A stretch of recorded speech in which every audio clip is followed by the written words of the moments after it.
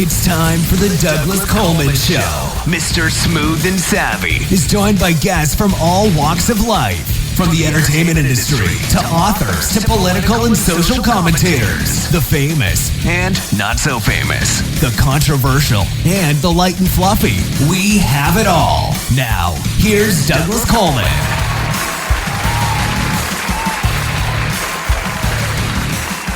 Well, hello there.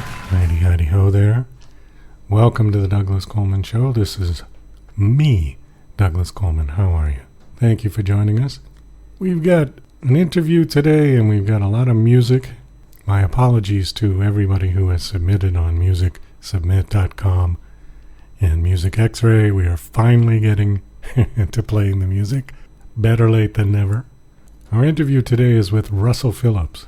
And Russell has had a very tumultuous life. He was a drug addict for 18 years, was arrested 30 times, and he has spent 2.5 years in prison on a 10-year sentence. And now he is clean and sober, and he is putting his life back together. He's going to have a book out shortly called Dear Mom, and his story is very interesting. It's very poignant, and he will tell it to us. So stay tuned for that.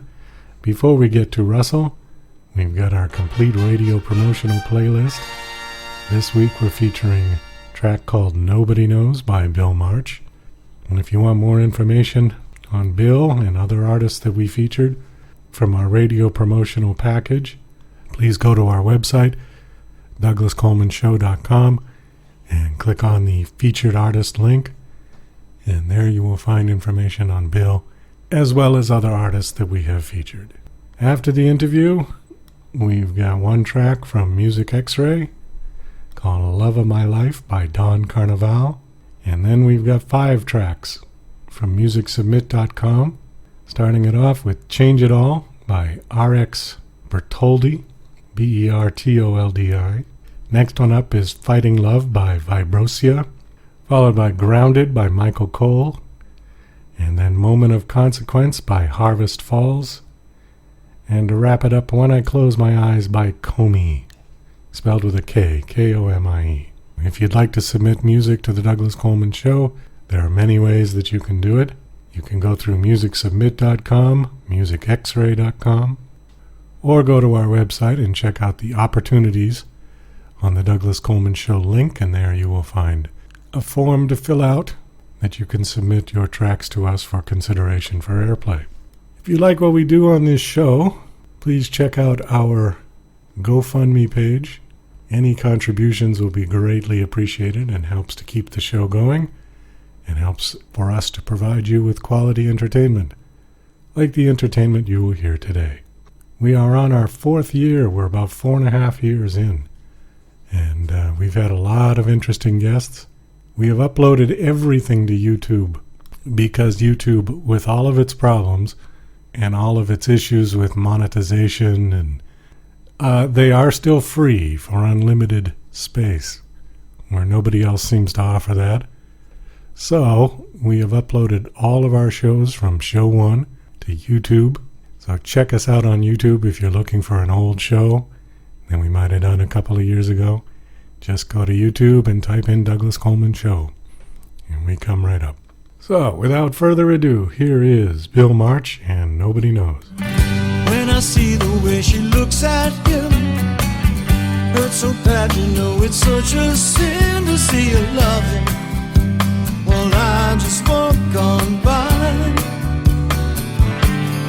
Nobody knows what it does to me. Nobody knows. No one could ever see. Nobody knows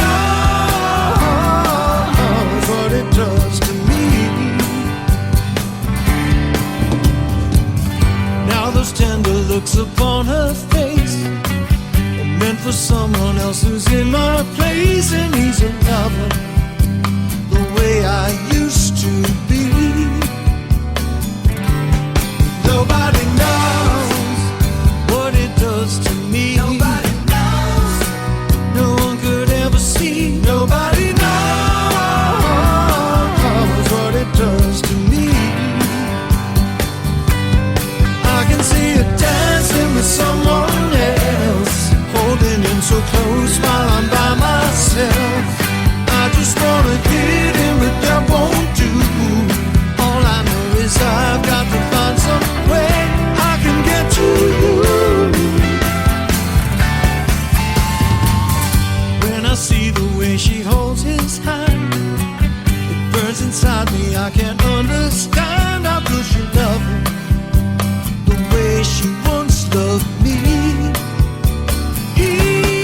Nobody knows what it does to me. Nobody knows. No one could ever see. Nobody knows what it does to me. Nobody knows what it does to me. Nobody knows. No one could ever see. Nobody knows what it does to me. Nobody knows. Yeah.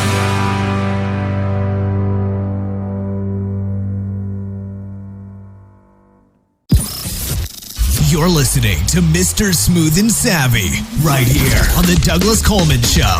We'll be right back after these commercial messages. Hi there, this is Stuart Epps, record producer. This is my story about Elton John, working with him in those early years, going back to 1967 at Dick James, all the amazing tours, those first recordings, going through to Rocket Records, and it's an amazing story about his incredible rise to stardom and my part in that. So look forward to taking you on that journey. So here we go. Yeah, and to order this great audio CD, please just email me at stuartepps@talk21.com. That's Stuart, Stuart, Epps, EPPS, at talk, TALK, 21 in figures.com. Stuart Epps at talk21.com. Email me and I'll give you all the details for buying this brilliant audio disc. Thank you, bye. DJC Music and DJC Productions are pleased to announce a brand new website. We have started a listing website for radio show hosts as well as potential show guests. This is a meeting site where hosts and guests can come together. Show hosts can list their show and types of guests they're interested in booking. Potential guests can list their talents, bio, accomplishments, or anything they feel makes them an interesting radio show guest. There are no recurrent payments, only a one-time $5 listing fee. Your listing will stay up until you decide to cancel. Previous guests of The Douglas Coleman Show are welcome to submit their guest listing free of charge. Go to radiohostsandguests.com. That's radiohostsandguests.com. Tired of living in a culture of lies, fake news, and alternative facts? The Pro-Truth Pledge reverses the tide of lies by calling on politicians, and everyone else, to commit to truth-oriented behaviors. The pledge asks signees to commit to 12 behaviors that research in behavioral science shows lead to truthfulness, such as clarifying one's opinions and the facts, citing one's sources, and celebrating people who update their beliefs toward the truth. Private citizens who sign the pledge get the benefit of contributing to a more truth-oriented society. Public figures get more substantive rewards for signing the pledge in the form of positive media and public recognition. The pledge crowdsources the truth by asking volunteers to evaluate the statements of public figures who sign the pledge. Take the pledge, demand that your elected representatives do so, and encourage your friends to take it at protruthpledge.org. The Douglas Coleman Show is now offering a complete radio promotional package for music artists. Your track will air 28 times a week for 1 month over all of our online and terrestrial platforms, as well as permanently archive on Spreaker, iTunes and many other sites. Your profile will also be featured in our featured music artists page on our website. With this package, you will also get a 15-minute interview on our show to promote your latest single, EP, LP or upcoming gig. Similar packages like this can run hundreds of dollars and often are subscription-based. Our package is a one-time fee of just $49.99. Please go to douglascolemanmusic.com/CRPP. That's douglascolemanmusic.com/CRPP for complete details. Let's work together to get your music heard. Are you an independent musician? How would you like to have your songs played on hundreds of radio stations just like the one you're listening to right now? Join MusicSubmit.com and we'll promote your music to radio stations and blogs in your genre. It's free to set up your account, and we guarantee your music will be considered for airplay by radio stations worldwide. Why not sign up today? It's free. MusicSubmit.com. Radio promotion for indie musicians. Okay, please welcome to the Douglas Coleman Show, Russell Phillips. Hey, Russell, how are you? I'm good. How about yourself? Good. Thank you for coming on the show. I appreciate it. Thank you for having me. Your story is real interesting, and I think the best way to do this interview, rather than me just ask you a bunch of questions, is why don't you just tell your story? Start at the beginning, tell the whole story, and then we'll kind of go from there. Because I think it's interesting, Sure. and I think it's worth having people hear it from your perspective. Sure. So my early childhood, I was raised by a single mother. We weren't poor. We obviously weren't rich. I would say middle class. So I used to, when I was really little, she had an alcoholic boyfriend, and I used to see her go through domestic violence and, things like that. So as time went on, I eventually, what started out as just being in high school, 16 years old, hanging out on the weekends, kind of just dabbling around in parties and everything on the weekends. I ultimately started smoking weed and drinking alcohol. That kind of transitioned, pretty rapidly to cocaine. What started out as, a 2, 3, 4 day, 2 days a week or whatever, kind of transitioned to where I couldn't stop. So I would go out, and my intention was just to go out and have a good time with my friends. I would tell myself I wasn't going to do drugs, but as the night went on, I would ultimately do drugs. And then the next thing you know, I'd be, gone for 2 and 3 days at a time. I was still living with my mother at the time, so she would freak out and get worried and scared to death something happened to me. So she would ring my phone off the hook, but I never had time to answer it. I never had time for her, so I kind of always put her on the back burner. This trend, this lifestyle kind of went on indefinitely at the time. There was really no end in sight. I would make these promises to her that I was going to stop and kind of change my life, but that would last for a week or two, a month or two tops, and then I was right back to kind of doing the same thing that I just promised her I wouldn't do.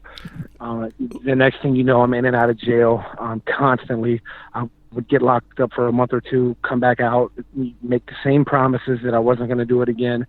And I began living this redundant lifestyle of just jail, getting high, and just sleeping. And I wasn't really conscious of all the time that I was wasting and all the opportunities to spend time with people who mean the most to me that I was wasting, So I was just basically living life on the edge, so to speak.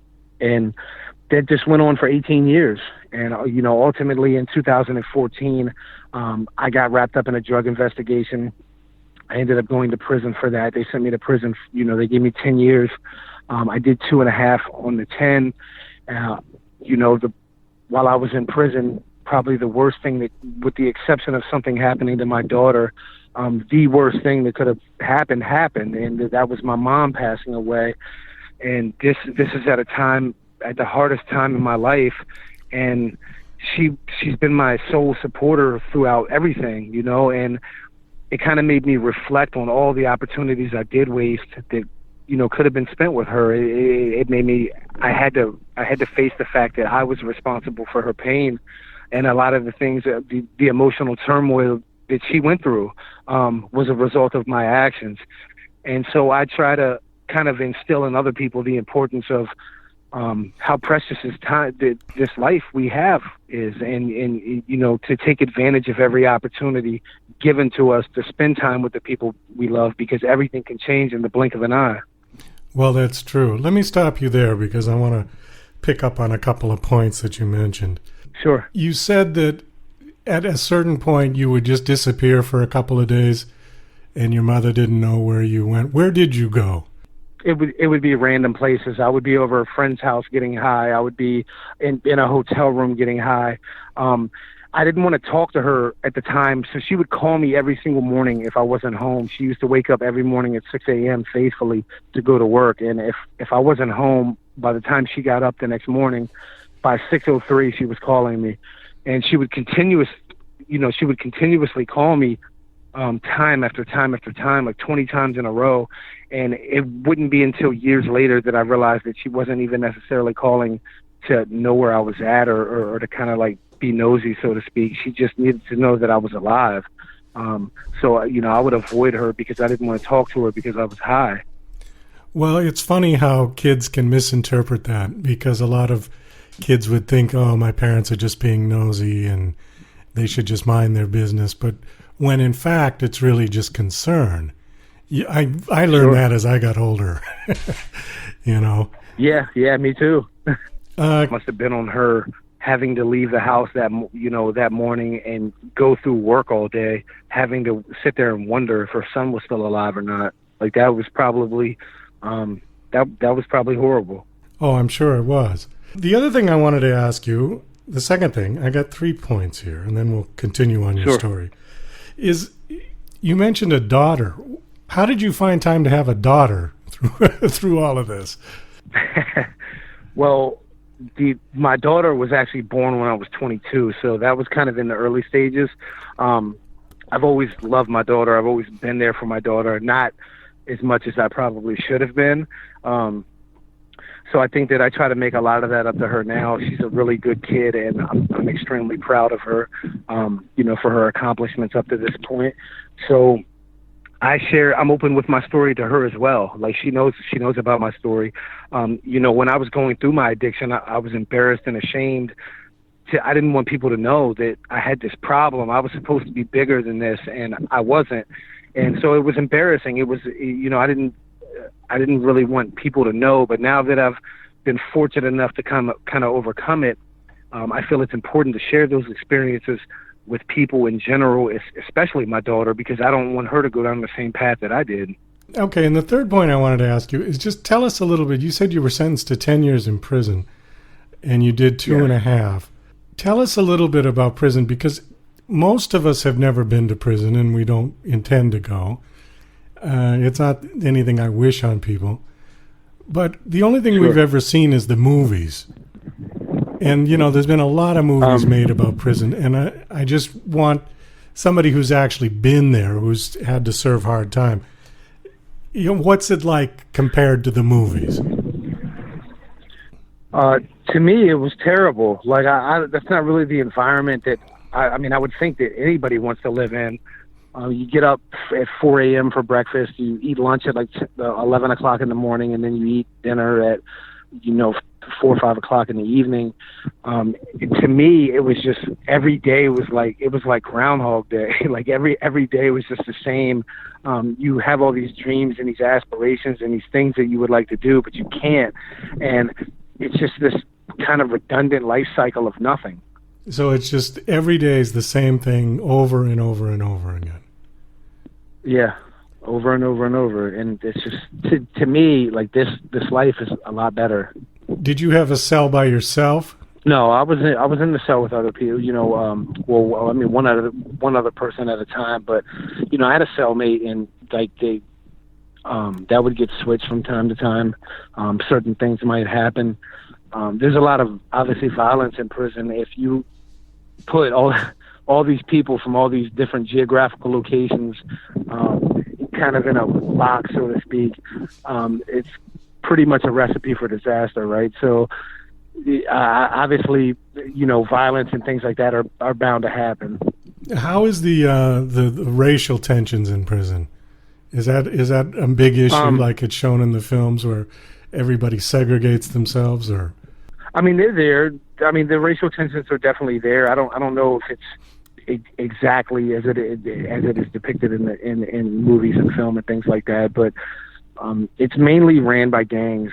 Prison is mainly ran by gangs. So I personally chose not to get in a gang because by that point I had already kind of established the direction that I wanted my life to go in. So I kind of chose to stay out of that circle of things. But prison is definitely ran by by gangs. Just anything you can get on the street, you can pretty much get on prison. You can pretty much get in prison. There's drugs there. There's obviously illegal things, and just everything. It's kind of like it's kind of like the streets, except you just can't leave. Well, that's an interesting way to put it. Okay. So you did 2.5 years, and then when you got out, let's see, on your bio it says you had no money, no job, no license, no car, no clothes. So what was the first thing you did on the day you got out? I went and visited my mom's grave. And then I broke down doing that, because that kind of put it into reality. That kind of put everything into perspective, that it was real. Somehow in my mind, I was kind of hoping that this was all a dream and that this wasn't true. But seeing her tombstone and kind of visiting the grave kind of affirmed it, or confirmed that everything was true. And it was hard when I first got out. It was definitely hard. I didn't have anything. I can remember laying in bed, and it would get to be 3, 4 in the morning, and I was just filling out application after application after application online, hoping that somebody called me. I finally got a seasonal job working at a photo shop that was able to, get me through Christmas and things like that. But yeah, I was an electrician, so I ended up getting back into the electrical union. But at the time, I wasn't able to save the money that I needed to save to do what I wanted to do. So I ended up getting a second job, and I was working literally like 14, 15 hours a day. It was really exhausting, but I can't really put this into words, but like something happened to me inside of prison, and I just began to have all these ambitious dreams and all these big aspirations that I never had going into prison. And I don't know, I do know, I'm sure drugs obviously played a role in that, but it's like when I got to prison, I started to read these books. I went to the library every week and started to read these books just on, entrepreneurship, public speaking, tech startups, just everything I could get my hands on. And it kind of opened my mind to a whole nother world that I never even knew existed. And that was kind of where the seed was planted for all of this to happen. And I never lost that drive, and I never lost that determination and the ambition.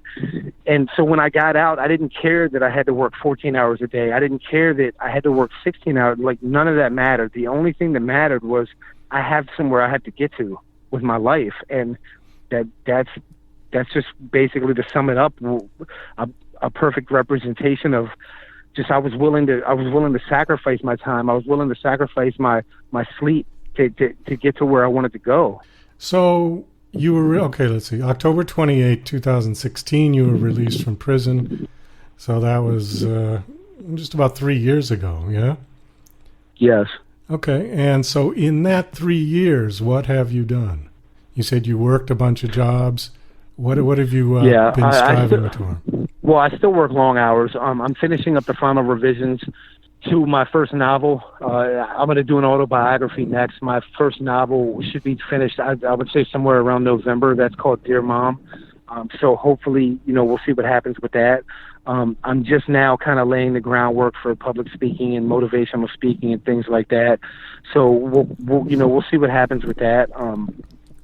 So yeah, I'm just kind of trying to chase these dreams down. Have you done any public speaking? I have. I spoke at a national youth conference in Philadelphia back in, I believe it was April. I have some things lined up. Well, not lined up. Hopefully lined up for next year. So that's proving to be kind of a tough road, though. It's hard to get booked places where you kind of have no track record of speaking. But I'll get there. I just got to keep chipping away at it and taking one step at a time.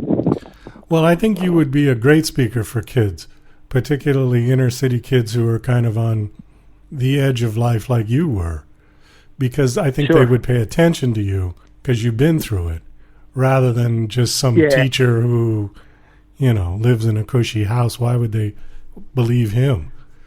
But with you, I think you would be much more believable. That's kind of why that was one of the reasons for my novel. Again, that's called Dear Mom, and that is basically it's based loosely off my life, but it's told from 2 points of view. It's about a single mother trying to raise her child, and he ultimately goes down the wrong path and makes some really bad decisions. And it's written to show not only the struggle that somebody struggling with addiction faces, but also the toll that it takes on the people around them, because I feel like addiction is so prevalent now. If somebody is not an addict themselves, then they surely know one. So hopefully my story can resonate with a lot of people. Why do you think people become addicts? I think it varies just from different, situations. I think some people may be trying to cover up or mask something that, they kind of want to forget about. I think other people, it's just kind of genetic and hereditary. I think people's environment plays obviously a role. I think there's a lot of factors that come into play. I don't necessarily think that it's one underlying cause. Well, it's an interesting study because addiction cuts across racial, financial, it cuts across everything. Some of the wealthiest, most powerful people in the world have had problems with addiction. And people in the poor,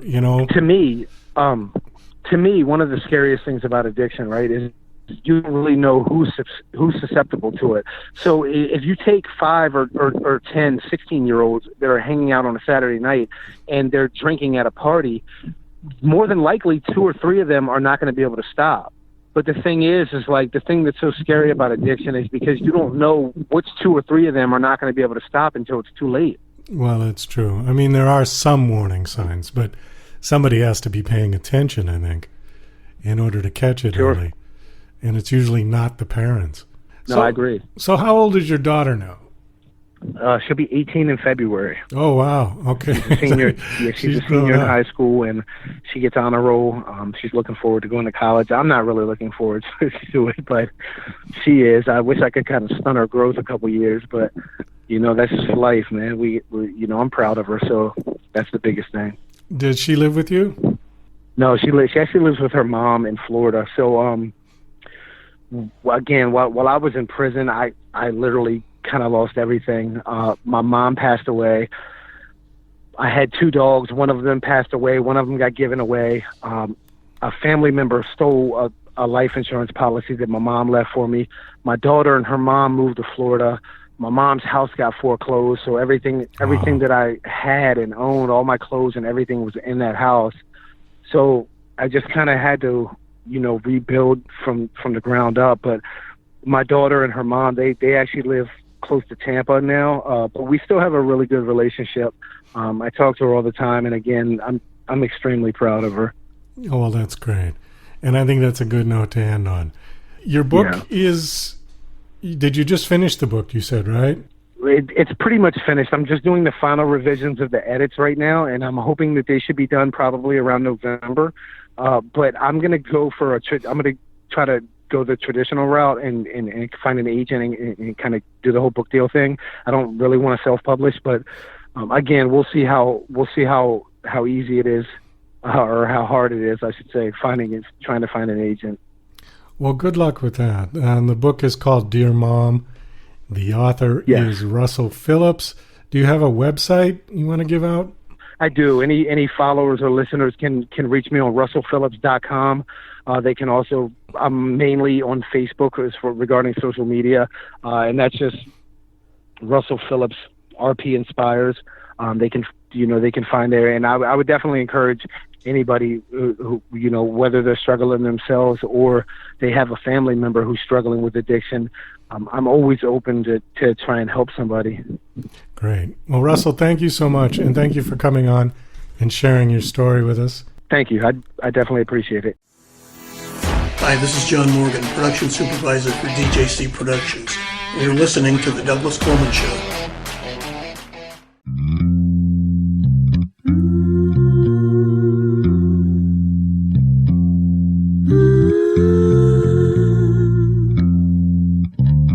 When you dive down deep where those shallow things hide, you might get confused, you might hear some lies. So send off your excess to a faraway land. Flow down the river of now, I understand. You gotta get yourself to a place only you know. And you can hang around or you can move with the flow.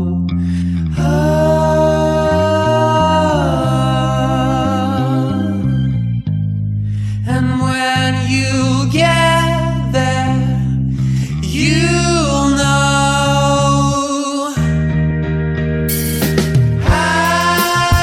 This is the love of my life. This is the love of my life. This is the love of my life. This is the love of my life.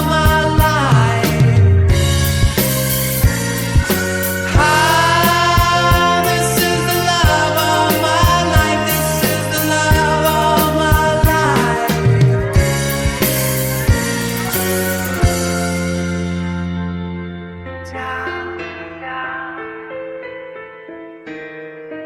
Turn up the sound.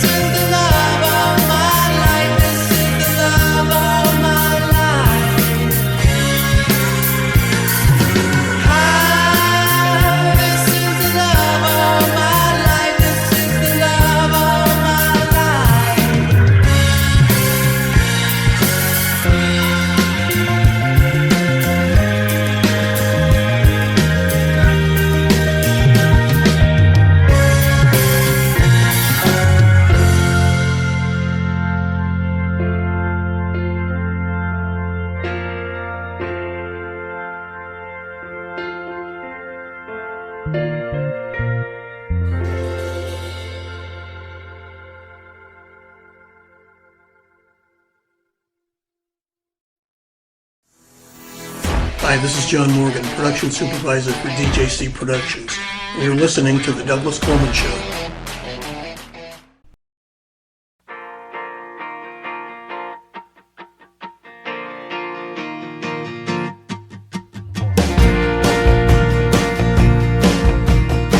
Stood all alone on a train platform, trying to recall when I last felt warm. I was lonely in my prime. Saw the fatherless youth in the station mirror, staring back with a face full of fear. I was only in my prime. So I boarded the train with a one-way pass, poured my pain in a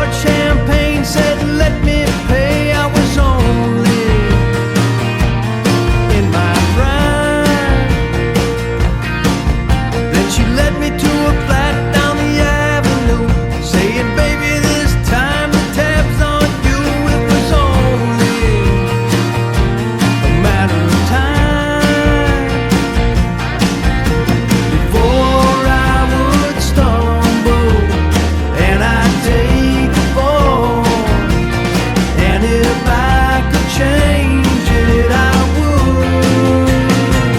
I'd change it all, change it all.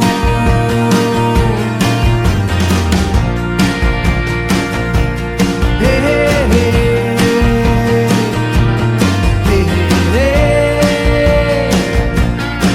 That one night in a Roman hotel, came across an old photo of you, smiling in a doorway with a sign overhead that read, "The future is ours to choose." Hey, hey, hey,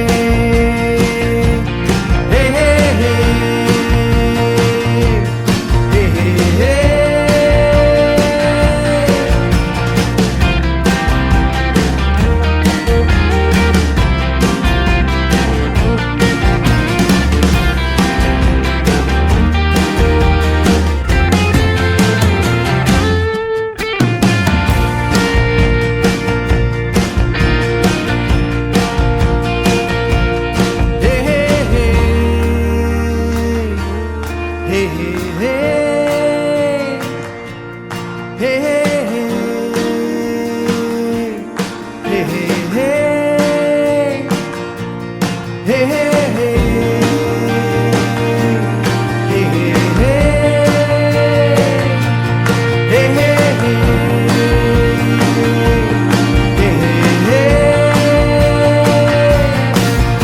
One day I would stumble and I'd take a fall, and if I could change it, I would. I'd change it all,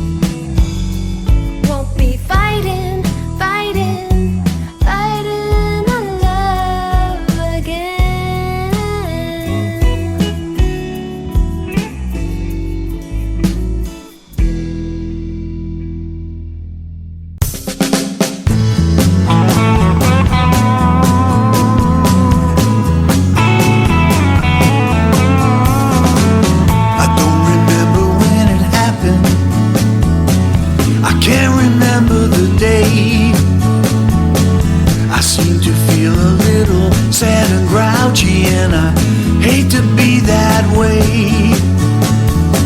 So many changes all at once in my life. I feel I'm spinning all around, searching for the answers, getting crazy with my sounds. But you keep me grounded, clear my head and help me think. Yes, you keep me grounded. Grab my hand, pull me back from the brink. You give me all your loving, and to you I will be true. You comfort and you hold me, and every day I wanna thank you. Left alone I sit and let my mind wander.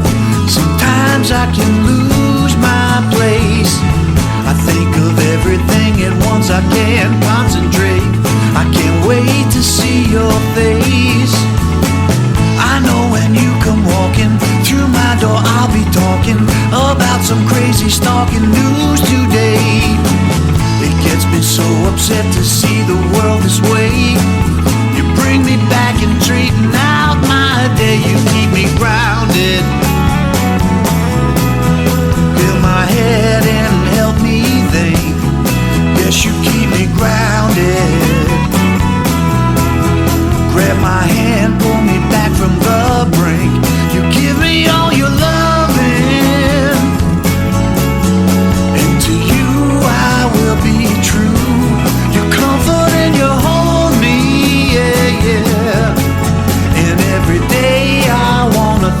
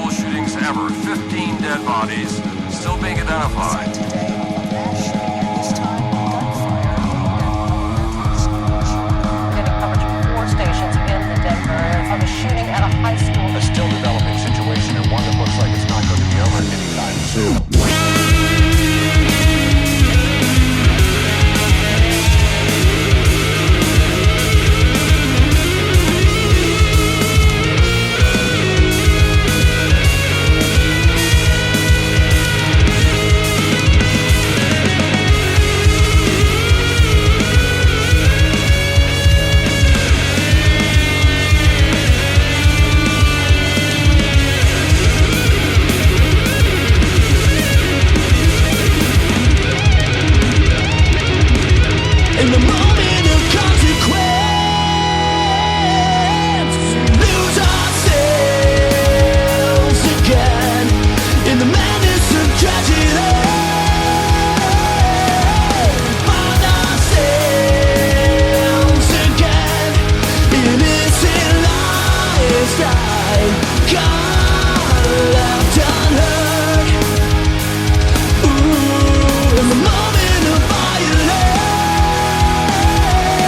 when will this ever end? Innocent lives die, gone left unheard. In the moment of consequence, when will this ever end?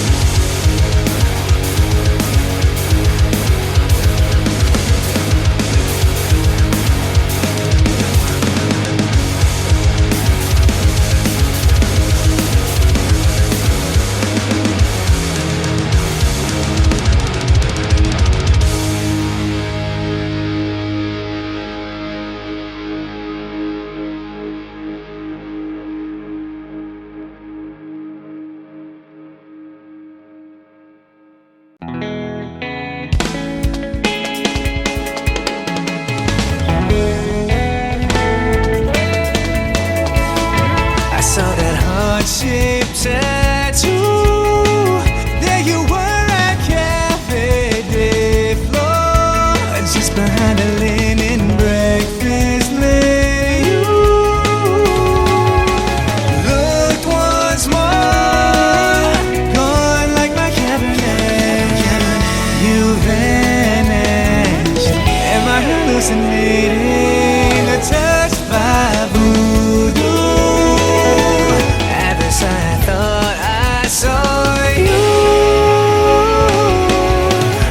but you're a bird that flew far, far away. No one else can touch my heart that way. So lovely, a symphony, a luminosity. When I close my eyes, I still can see.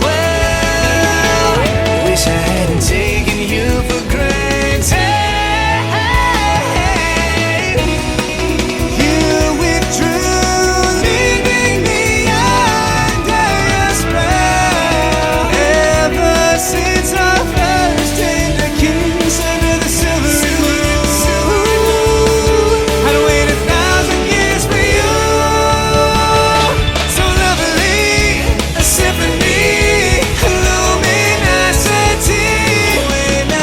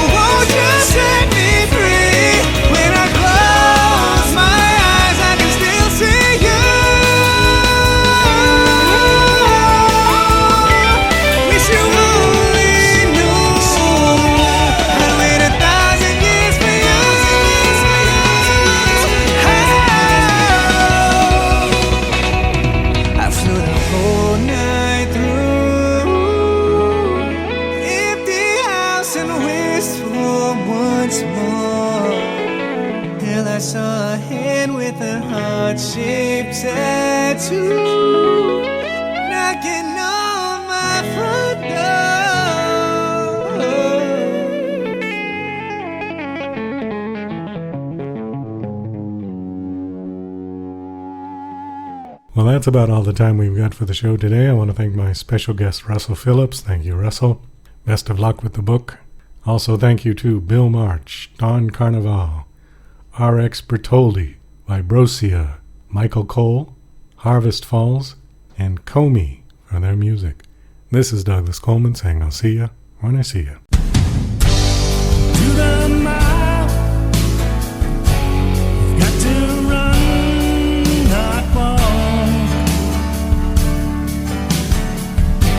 To give a sermon,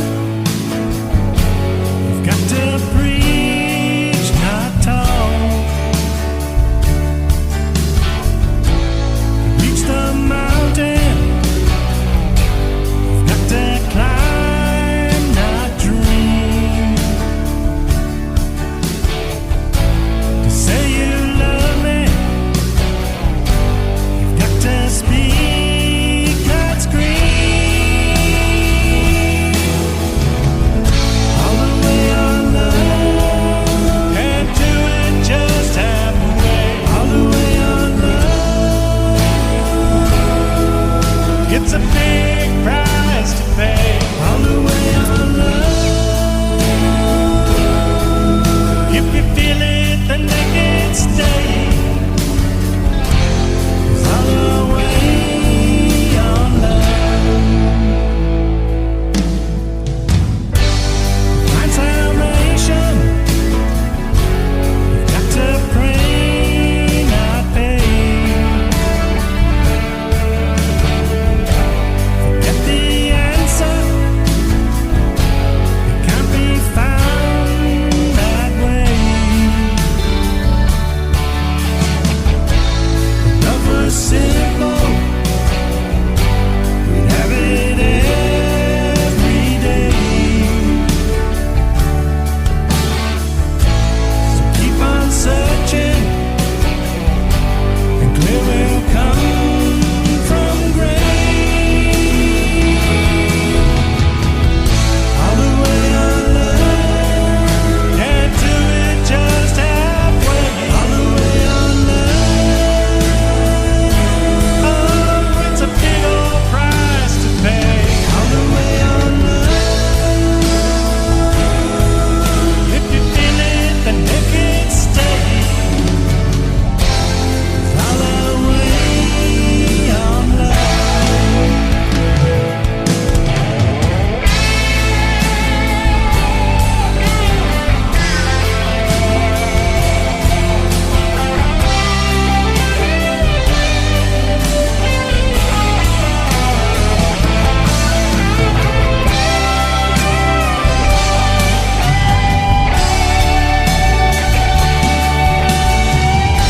So hold on tight and learn to give, not take. Just keep it real and learn to make, not break. You think it's easy,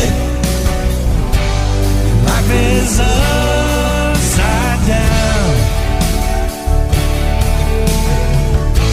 That's when they'll tell you you've got to turn